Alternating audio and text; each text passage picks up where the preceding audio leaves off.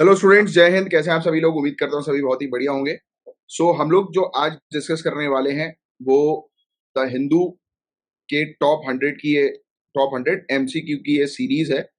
The Hindu newspaper आपने ध्यान से पढ़ा होगा, जुलाई 2023 का, तो पूरे आंसर आपको पता होंगे इसके। इसका आप हमारे टेलीग्राम ग्रुप को ज्वाइन कर लीजिए, नीचे डिस्क्रिप्शन पर इसकी लिंक मिल जाएगी, झांसर अकेडमी फॉर आईएएस, जहां पर टॉप 100 क्वेश्चंस मैं ऑलरेडी आपको प्रोवाइड करा चुका हूँ। पिंड मैसेज को आप क्लिक करेंगे तो टॉप 100 की पूरी सीरीज आपको मिल जाएगी। तो आज जो ये है, ये पार्ट 5 है आपका। पार्ट 1 to 4 जो है वो ऑलरेडी कवर हो चुके हैं। पार्ट 5 के अंदर हम लोग 41 से लेकर 50 क्वेश्चन जो है वो कवर करेंगे। राइट, तो चलिए समय ना वेस्ट करते हैं, हम लोग जो है वो टॉपिक को स्टार्ट करते हैं। डिटेल एनालिसिस हम लोग इसमें देखेंगे, राइट, टॉपिक्स की। तो सबसे पहली चीज तो गवर्नमेंट ऑफ दिल्ली ने लॉन्च किया था एक वन टाइम स्कीम जिसका नाम है समृद्धि। तो लिख लो आप स्कीम, SAMRIDDHI, समृद्धि स्कीम। ये स्कीम हम लोग को पहले नजर आ रही है, किसकी है? गवर्नमेंट ऑफ दिल्ली की है। गवर्नमेंट ऑफ दिल्ली, दिल्ली सरकार की ये स्कीम हम लोग को देखने को मिल रही है। नोट्स बनाते चलो, शॉर्ट नोट्स। इसका फुल फॉर्म समृद्धि का हम लोग को देखने को मिल रहा है। एस मतलब strengthening, strengthening and augmentation, augmentation of, M मतलब म्युनिसिपल, एम मतलब म्युनिसिपल, आर मतलब रेवेन्यू, आर मतलब रेवेन्यू, फॉर, आई मतलब infrastructure,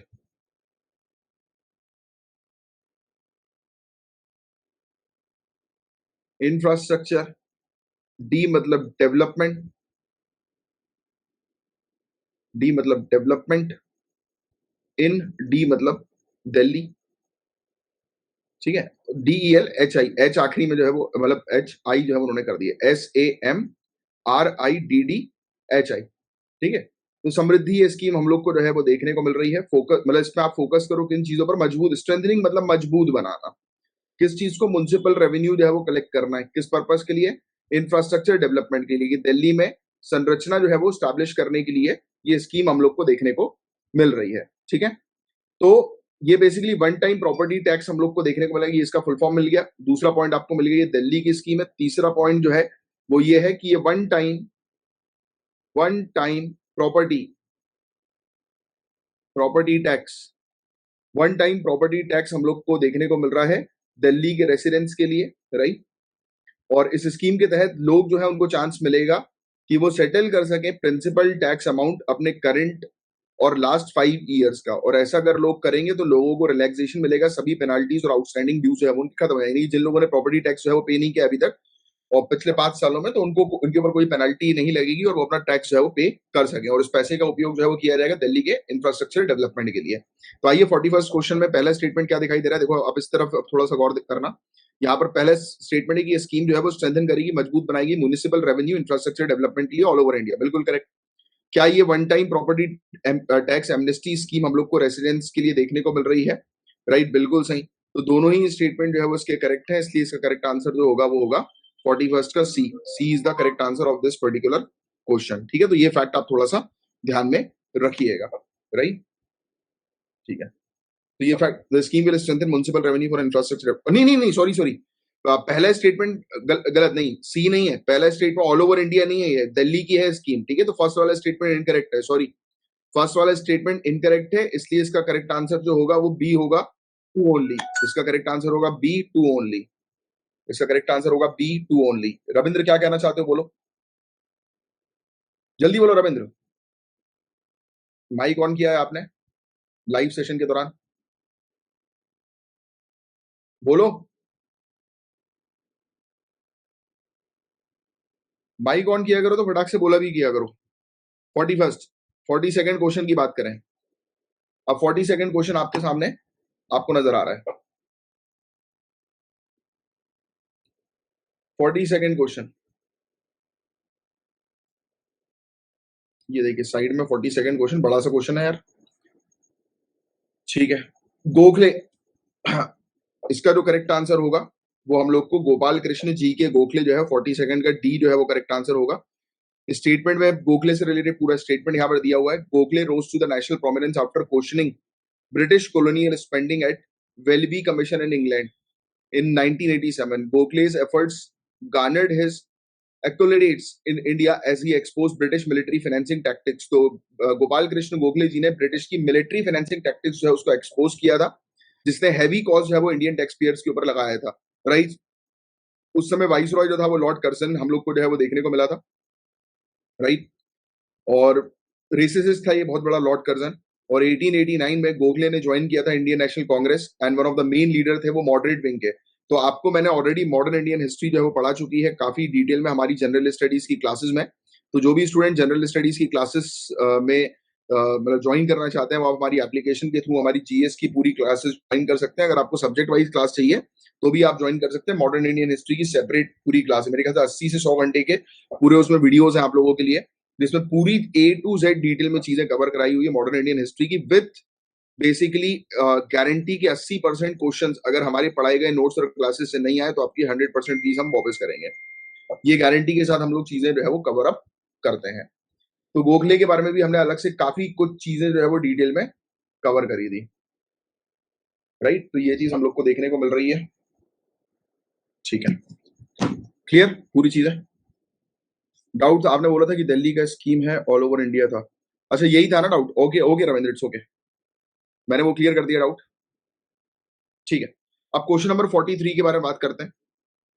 question number 43, 42nd question ये था. 43 क्वेश्चन आपके सामने है. बहुत अच्छा क्वेश्चन है जिसके बारे में पहले भी हम लोग कवर कर चुके हैं. Space debris. स्पेस डेब्रिस का मतलब होता है मलबा. स्पेस में जो मलबा होता है ना, DEBRIS, स्पेस डेब्रिस, तो उसको डेब्रिस बोलते हैं. स्पेस के मलबे को आपस में सैटेलाइट जो है वो टकराती हैं तो वो चूर चूर होती है तो उसको मलबा बोलते हैं. स्पेस डेब्रिस में नेचुरल स्पेस डेब्रिस भी हो सकता है, जैसे मीटियोरॉइड्स. मीटियोरॉइड जो होते हैं ना, METEOROIDS, मीटियोरॉइड्स, यानी कि बड़े बड़े एस्टेरॉइड जो होते हैं, बड़े बड़े चट्टान जो स्पेस के अंदर हम लोग को देखने को मिलते हैं. कौन से प्लैनेट्स के बीच में ये बड़े बड़े चट्टान हम लोग को पाए जाते हैं? तो मार्स और जुपिटर, इनके बीच में हम लोग को जो है वो देखने को मिलता है कि आपको एस्टेरॉइड्स जो है वो घूमते हुए नजर आएंगे, जिसको अपन एस्टेरॉइड बेल्ट बोलते हैं. ये शायद आपने जो है वो ऑलरेडी पढ़ा होगा ज्योग्राफी वगैरह के अंदर. राइट, तो ये जब आपस में टकराते तो इनको भी आप स्पेस डेब्रिस की कैटेगरी में रखते हो. तो मीटियोरॉइड्स भी जो होते हैं वो स्पेस डेब्रिस की कैटेगरी में होता है. इसके अलावा काफी सारी सैटेलाइट जो खराब हो चुकी हैं, राइट, जो स्पेस में जो है वो घूम रही हैं, तो वो भी स्पेस का मलबा ही है, स्पेस का कचरा ही है. रॉकेट्स के जो स्टेजेस होते हैं वो भी स्पेस का कचरा ही हम लोग को देखने को मिलता है. डेड सैटेलाइट्स हैं, सैटेलाइट एक्सप्लोड हो गई. काफी सारे हमारे वो होती ना कि वेपन्स वगैरह होते हैं स्पेस के, जो आपस स्पेस की सैटेलाइट्स को तोड़ देती हैं. तो ये सब चीजों के कारण भी क्या होता है, मलबा जो है वो आता है. तो इसमें चारों ही स्टेटमेंट जो है वो बिल्कुल करेक्ट है. तो डी, इसका 43 का डी जो होगा वो करेक्ट आंसर होगा. स्पेस मलबे ये चारों ही है. कौन से? मीटेरॉइड, डेड सैटेलाइट, डिफंक्ट स्पेसक्राफ्ट और left over after the collision. अब क्वेश्चन नंबर 44 की तरफ हम आगे बढ़ते हैं, बिना टाइम वेस्ट किए. आपके सामने क्वेश्चन नंबर 44 क्यूबिट से रिलेटेड ये क्वेश्चन है. QUBITS, qubits. ठीक है, इंटरनेशनल बिजनेस मशीन, IBM, इसका फुल फॉर्म लिख लेना, इंटरनेशनल बिजनेस मशीन. जो चीज डिक्टेट कर रहा हूं लिख लो, इंटरनेशनल बिजनेस मशीन. इन्होंने डिजाइन किया एक नया क्वांटम कंप्यूटिंग चिप. IBM ने न्यू क्वांटम कंप्यूटिंग चिप जो है वो डिजाइन करी है. क्या करिए? एक नई क्वांटम कंप्यूटिंग चिप जो है वो डिजाइन करी है. किसने? IBM ने. राइट, और इसका नाम रखा है ईगल. क्या नाम रखा है भैया? ईगल. इसका नाम रखा है इन लोगों ने ईगल. राइट, इसके अंदर 127 सो कॉल्ड क्यूबिट्स हैं. कितने? 127 क्यूबिट्स. QUBITS, 127 क्यूबिट्स इसमें हम लोग को देखने को मिलता है. क्वांटम कंप्यूटिंग चिप है, राइट, जो बेसिकली रिप्रेजेंट करती है इंफॉर्मेशन क्वांटम फॉर्म में. राइट, और क्लासिकल कंप्यूटर जो है वो वर्क करता है बिट्स में. जो नॉर्मल कंप्यूटर्स हम लोग को देखने को मिलते हैं ना, आपने कंप्यूटर्स के बारे में थोड़ा बहुत पढ़ा होगा, 0 और 1 इसकी कंप्यूटर की लैंग्वेज होती है. बिट्स में जो है वो बेसिकली इनकी लैंग्वेज हम लोग को जो है वो देखने को मिलती है. इसमें 0 और 1 में जो है वो काम करते हैं. बट क्यूबिट्स जो है वो 1A1 और A0 साइमल्टेनियसली काम कर सकता है. देखो, बिट्स या तो 0 या तो 1, ईदर 0 और 1, बट क्यूबिट्स 0 1 बोथ की कैपेसिटी में जो है वो काम कर सकता है साइमल्टेनियसली. क्वांटम कंप्यूटर्स बहुत फास्ट होते हैं क्लासिकल कंप्यूटर से, इसके बारे में आपको ऑलरेडी जानकारी है. क्यूबिट्स जो है वो बेसिकली हार्ड टू बिल्ड, यानी कि बहुत मुश्किल होता है इनको बनाना, और उसमें बहुत ही भारी मात्रा में क्रायोजेनिक रेफ्रिजरेटर्स की आवश्यकता होती है उनको करेक्टली ऑपरेट करने में, इसलिए सुपर कंप्यूटर्स वगैरह आप देखेंगे तो वो बहुत ही कूलिंग उस पे जो है वो रहते हैं, एनवायरमेंट पे जो है वो इनको रखा जाता है। तो आप आइए देखिए 44th क्वेश्चन जो है वो साइंस एंड टेक से रिलेटेड है। तो क्यूबिट्स क्या होता है? It represent the information in the quantum form, बिल्कुल सही, पहला का स्टेटमेंट बिल्कुल सही है। दूसरा, it can be either one or zero, no, it can be both one or zero, तो सेकंड स्टेटमेंट जो होगा वो इनकरेक्ट होगा। It is hard to build and require huge cryogenic refrigerator to operate correctly, third का statement बिल्कुल correct होगा। तो इसमें हम लोग को ओनली टू बी इसका करेक्ट आंसर होगा। देखिए आजकल यूपीएससी ने 2023 में इस प्रकार के क्वेश्चंस पूछना शुरू कर दिए और इसी फॉर्म में आपके लिए क्वेश्चंस जो है वो डाले, राइट? तो इसका करेक्ट आंसर जो होगा वो बी हम लोग को 44th का देखने को मिलेगा। ठीक है, क्लियर, बात समझ में आई? अब 45th क्वेश्चन की तरफ हम लोग आगे बढ़ गए हैं। 45th क्वेश्चन की तरफ हम बात करें तो इसमें C40 की बात हो रही है। तो क्या ये C40, आइए इसको हम लोग समझते हैं। तो C40 बेसिकली एक नेटवर्क है 97 ग्लोबल मेगा सिटीज का। क्या है? 97 पूरे दुनिया भर की global mega cities, mega cities का क्या है भैया? नेटवर्क है। ठीक है, लिख लो 97 ग्लोबल मेगा सिटीज का नेटवर्क है C40, क्योंकि ऐसे क्वेश्चन आने की संभावना बहुत ज्यादा होती है जो एक साथ मिलकर आए किस पर्पज के लिए? क्लाइमेट क्राइसिस, क्लाइमेट क्राइसिस को रिजॉल्व करने के लिए ये 97 कंट्रीज एक साथ इकट्ठा हुई हैं। ये नेटवर्क जो है वो सिटीज चलाती हैं, ये सिटीज के लिए नेटवर्क है। ये 97 सिटीज जो है वो मेंबर है, राइट? और इनकी चेयरपर्सन जो हम लोग को देखने को मिलेगी, यानी कि चेयर सिटी जो होगी वो रोटेशनल बेसिस पर बनती जाएगी। मेयर जो होंगे वो one of the member city के वो हेड रहेंगे। तो सिटी के जो मेयर जो हम लोग को देखने को मिलते हैं ना, आपकी सिटी के जैसे कोई एक मेयर होंगे, राइट? तो वो इसके चेयरपर्सन हम लोग को देखने को मिलेंगे, राइट? चेयर पे जो होंगे यानी कि हेड जो होंगे इस मीटिंग के, वो मेयर हम लोग को देखने को मिलेंगे। सिटीज जो है वो सेंटर ऑफ क्लाइमेट चेंज है और क्लाइमेट एक्शन, क्योंकि सिटीज पर ही आप एक्शंस लोगे तब जाकर आप क्लाइमेट चेंज की प्रॉब्लम को रिजॉल्व कर सकते हो। सिटीज एपी सेंटर होता है जो लोगों को एक साथ लेकर आएगा, इकोनॉमिक अपॉर्चुनिटीज प्रोवाइड कराएगा, आजीविका प्रोवाइड कराएगा। कि देखो शहर में लोग जाते हैं कमाने के लिए और शहर से ही प्रदूषण जो है वो रिलीज होता है, क्योंकि हम बोलते हैं ना कि गांव में प्रदूषण नहीं होता क्योंकि वहां पर इंडस्ट्रीज वगैरह नहीं है, तो इसीलिए। और सिटीज जो है वो लार्जेस्ट एमिटर है ग्रीन हाउस गैस एमिशन की। तो 45th का करेक्ट आंसर जो है वो क्या होगा, ये देख लेते हैं हम लोग। 45th जो है ये डी है, 45th का डी, सीधे सीधे डी आपको करेक्ट आंसर जो है उसका दिखाई दे रहा है, जो मैंने आपको बता दिया। इतने से शॉर्ट नोट्स जो है वो आप बना लो 45th। अब 46th क्वेश्चन की तरफ हम लोग आगे बढ़ते हैं। अब देखो मैप से रिलेटेड क्वेश्चन हो गया कि कौन सी लेक्स हम लोग को देखने को मिल रही हैं जो कि तीन राइपेरियन, राइपेरियन कंट्रीज कौन सी होती है? राइपेरियन, किन कंट्रीज को हम लोग राइपेरियन बोलते हैं? वो कंट्रीज जो कि बेसिकली कोस्ट, मतलब कोस्ट जिसमें होता है, यानी कि समुद्र के साथ, सी के साथ अपनी बाउंड्री शेयर करती है, उस कंट्री को राइपेरियन बोलते हैं। तो लेक विक्टोरिया आप ध्यान में रखना, लेक विक्टोरिया मैप में आप देखोगे तो आपको लेक विक्टोरिया नजर आएगी। कहां पर है ये? तो ये Kenya, Tanzania, Uganda. Lake Victoria Kenya, ये अफ्रीकन कंट्री है, तंजानिया, युगांडा। ठीक है, मैप में मैं अगर आपको दिखाऊं तो मैप हमारा भैया कहां गया? ये मैप है हमारा, मैं आपको अफ्रीका की तरफ ले चलता हूं। खुल जा सिमसिम। हाँ, ये अफ्रीका पे आ गए हम लोग। अफ्रीका को आपके लिए मैंने जूम कर दिया। ये आपको दिखाई दे रही है बड़ी सी लेक, लेक विक्टोरिया। देखो युगांडा कंट्री आपको दिख रही होगी ऊपर। सैटेलाइट से मैं आपको नॉर्मल मैप में डाल देता हूँ मैं, ये वाला मैप, ये मैप थोड़ा ठीक रहेगा क्या? ड्राइविंग मैप, ट्रांजिट मैप, पता नहीं क्यों भाई ये रात वाला ही मैप दिखाई दे रहा है। चलो ऐसे ही देख लो कि, या पता नहीं कैसे चेंज होता है, डोंट नो। ये देखो लेक विक्टोरिया आपको दिखाई दे रहा है। आपको लेक विक्टोरिया के बगल में आपको केनिया दिखाई दे रही है, तंजानिया। देखो केनिया भी अपनी बाउंड्री समुद्र के साथ शेयर कर रही है, राइट? तंजानिया भी जो है वो शेयर कर रही है। और युगांडा, युगांडा, अच्छा राइपेरियन, युगांडा कैसे आ गया राइपेरियन? अच्छा मेरे ख्याल से लेक विक्टोरिया को उन्होंने जो है बोल दिया कि कैसे बाउंड्री जो है वो शेयर कर रही है, इसीलिए इसीलिए ये चीज जो है वो हम लोग को सामने नजर आई, राइपेरियन स्टेट्स। ठीक है, तीन राइपेरियन कंट्रीज है, केनिया, तंजानिया, युगांडा। ठीक है, केनिया, तंजानिया, युगांडा। ठीक है, रावंडा बुरुंडी जो है वो पार्ट है अपर वाटरशेड ड्रेनेज का लेक के अंदर। तो लेक के साथ डायरेक्ट बाउंड्री जो है वो ये तीन कंट्रीज हम लोग को देखने को मिल रही है जो शेयर कर रही है, जिसके बारे में आपको आइडिया होना चाहिए। तो ये डायरेक्ट क्वेश्चन था, इसमें करेक्ट आंसर जो है वो हम लोग को 46 क्वेश्चन का जो है वो क्या देखने को मिल रहा है?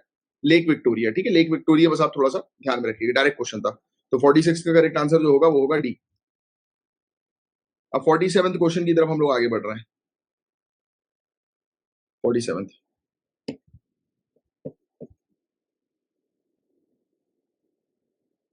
अगर आप देखेंगे अलग अलग लेक्स, जैसे अच्छा इस क्वेश्चन पे वापस आओ, जैसे कि आपको 2-3 और लेक दिखाई दे रही है, जैसे कि आप देखेंगे लेक मालावी, तो लेक मालावी जो है वो आपको तंजानिया के नीचे दिखाई देगी, ठीक है, तंजानिया के नीचे आप देखोगे तो लेक मालावी है।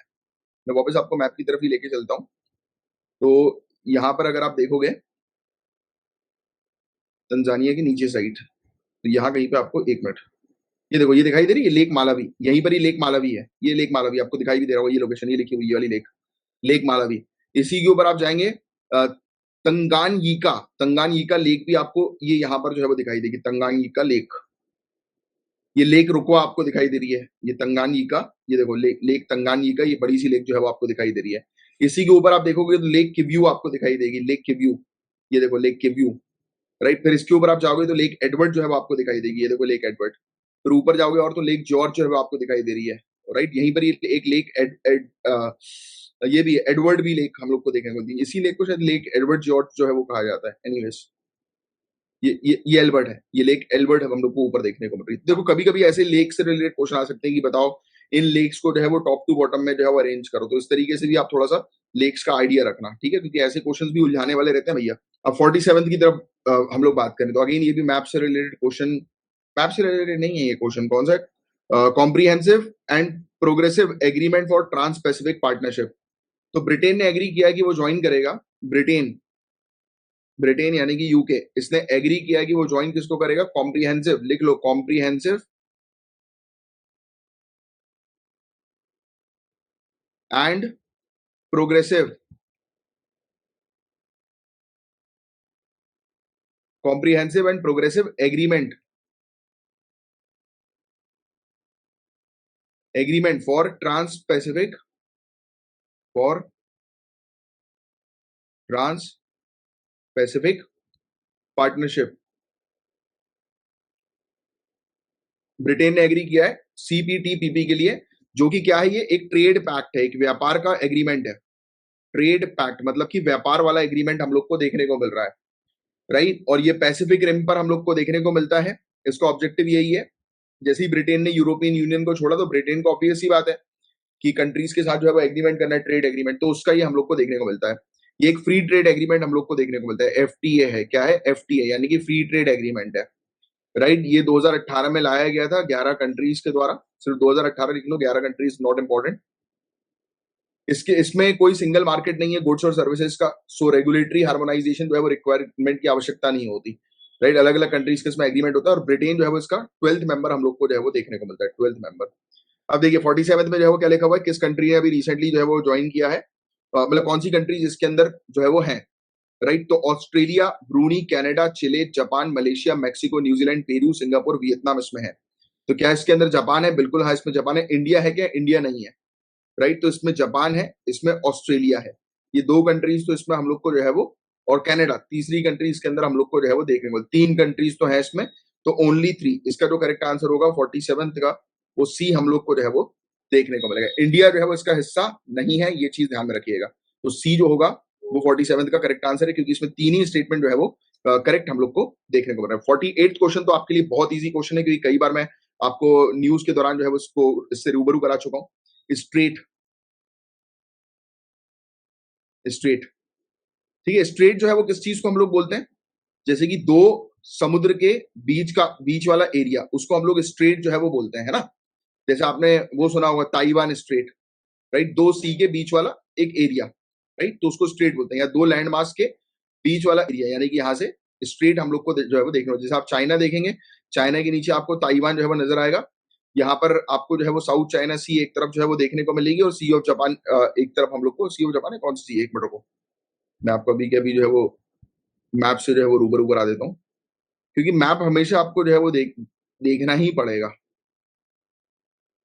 हाँ, जैसे आप यहाँ पर आ जाओ, कहाँ गया भैया अपना ताइवान, हाँ, ईस्ट चाइना सी और साउथ चाइना सी, देखो साउथ चाइना सी नीचे, ईस्ट चाइना सी, और ये ताइवान आपको दिखाई दे रहा है, इसके बीच वाला एरिया जो है उसको हम लोग जो है वो क्या बोलते हैं, स्ट्रेट जो है वो बोलते हैं।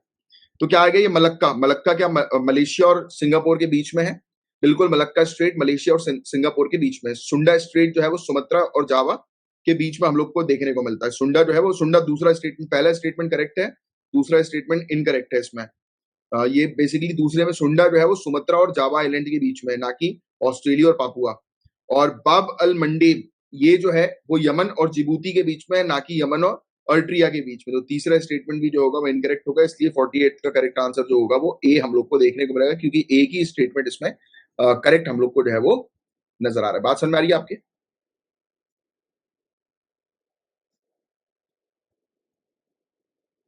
क्या जूम करना है? जूम नहीं हो पाएगा, ये स्क्रीन इतनी रहेगी, जूम नहीं हो पाएगा इसमें, क्योंकि ये अलग अलग दो एप्लीकेशन चल रही है। एक तरफ मैंने टेलीग्राम ओपन करके रखा है और एक तरफ अपनी अपनी ये वाला जूम हो जाएगा जितना बोलोगे। ये साइड में टेलीग्राम जूम नहीं हो पाएगा, वो वाला फीचर नहीं है। हाँ, अब 49th क्वेश्चन की तरफ आगे बढ़ जाओ। मैप तो निकल गया ना अब तो। जियोलॉजिकल सर्वे ऑफ इंडिया ये एक साइंटिफिक एजेंसी है जो कि 1851 में स्टैब्लिश हुई थी। तो लिख लो geological survey of India, GSI, geological survey of India. ये एक साइंटिफिक एजेंसी है। क्या है ये? एक साइंटिफिक एजेंसी। कब आई थी ये? 1851, 1851 में इसको लाया गया था, जियोलॉजिकल सर्वे ऑफ इंडिया। किस पर्पस के लिए? जियोलॉजिकल सर्वे करने के लिए और इंडिया की स्टडी करने के लिए, यानी कि धरती की स्टडी करने के पर्पस के लिए। राइट, ये बेसिक अर्थ साइंस की इंफॉर्मेशन सरकार को प्रोवाइड कराती है, इंडस्ट्री को और जनरल पब्लिक को। ये प्राइमरली सेटअप किया गया था एज एन इंस्टीट्यूशन के तौर पर कोल डिपॉजिट के लिए, यानी कि रेलवेज के लिए, रेलवे के लिए कोयले की आवश्यकता थी। तो इनिशियली इसके लिए जो है उसको बनाया गया था, क्योंकि 1850 का समय है, आपको पता है इंडस्ट्रियलाइजेशन, राइट, रेलवेज वगैरह का एडवांसमेंट जो है वो हो रहा था, तो उनको कोयला चाहिए था। इंडिपेंडेंस के बाद जियोलॉजिकल सर्वे ऑफ इंडिया की एक्टिविटी मिनरल एक्सप्लोरेशन के लिए है, मिनरल्स को ढूंढने के लिए कि कहाँ कहाँ पर कौन से मिनरल्स पाए जाते हैं। फिर बाद में इसको टास्क जो है वो दे दिया गया कि भाई आप जो है वो अब जितने भी मिनरल रिसोर्सेज का असेसमेंट है वो आप करो, जियो साइंटिफिक इन्फॉर्मेशन जो है वो निकालो। और इसका हेडक्वार्टर कहाँ पर है? हेडक्वार्टर ध्यान रखना कोलकाता। कोलकाता में इसका हेडक्वार्टर हम लोग को जीएसआई का देखने को मिलता है। आइए, जियोलॉजिकल सर्वे ऑफ इंडिया क्या एक साइंटिफिक एजेंसी है? बिल्कुल सही जवाब। क्या ये स्टैब्लिश हुई थी 1851 में? बिल्कुल सही। जियोलॉजिकल सर्वे ऑफ इंडिया का हेडक्वार्टर क्या लखनऊ में? नहीं, इसका हेडक्वार्टर कोलकाता में है। तो सेकंड स्टेटमेंट इनकरेक्ट है, पहला करेक्ट है, इसलिए 49 का करेक्ट आंसर जो होगा वो होगा ए। ठीक है, अब 50वें क्वेश्चन की तरफ, last question of the day की तरफ हम लोग बात करते हैं। Wholesale price index, wholesale price index ये एक मेजर है, changes in the price of good sold and traded in bulk by wholesale business to other business. Obviously बात है, होलसेल प्राइस ऑफ इंडिया जो हम लोग को देखने को मिलता है, होलसेल की बात हो रही है, तो बल्क में जो भी सामान अपन बोलते हैं ना, होलसेल में हमने सामान खरीदे, तो बल्क वाले सामान का मेजर करता है। ये तो बिल्कुल सही, पहला स्टेटमेंट बिल्कुल सही इसका हम लोग को देखने को मिल रहा है। दूसरे स्टेटमेंट की बात करें, दूसरे स्टेटमेंट में wholesale price of India publish किया जाता है office of economic adviser ministry of commerce and industry के द्वारा। तो बिल्कुल सही, ये दूसरा स्टेटमेंट भी है, इसलिए इसका करेक्ट आंसर जो होगा 50वें क्वेश्चन का सी होगा। तो इसी के साथ हमारा आज का लेक्चर जो है वो फिनिश होता है। तो आज जो सुबह से हमने क्लासेस कंडक्ट करी थी, तो आपकी जनरल स्टडीज की ईवीएस की आज सुबह क्लास हुई एक, और फिर उसके बाद पहली क्लास, दूसरी क्लास हमने कौन सी करी थी? करंट अफेयर्स, द हिंदू की क्लास हमने कवर कर ली, द हिंदू एनालिसिस। यूट्यूब पर अभी आया नहीं है हिंदू एनालिसिस, थोड़ी देर बाद आ जाएगा, वो भी डाउनलोड का ऑप्शन उस पर आया नहीं एप्लीकेशन पे। लाइव लेक्चर हमने कवर किया था। तीसरा जो है वो अभी वाली क्लास हमने कंडक्ट करी, कौन सी वाली? ईवीएस की माइंड मैप वाली क्लास, सॉरी, टॉप 100 क्वेश्चंस वाली क्लास। अब चौथी आपकी क्लास अभी थोड़ी देर में होगी, वो ईवीएस की माइंड मैप वाली क्लास होगी। ठीक है, तो ये 4 क्लासेस जो है वो आज हम लोग कवर कर रहे हैं। और कल है 15 अगस्त, इंडिपेंडेंस डे। कल के दिन वैसे छुट्टी रहती है, बट मुझे ईवीएस आपका कवर कराना है, तो कल शाम में 4 बजे आपकी ईवीएस की क्लास होगी।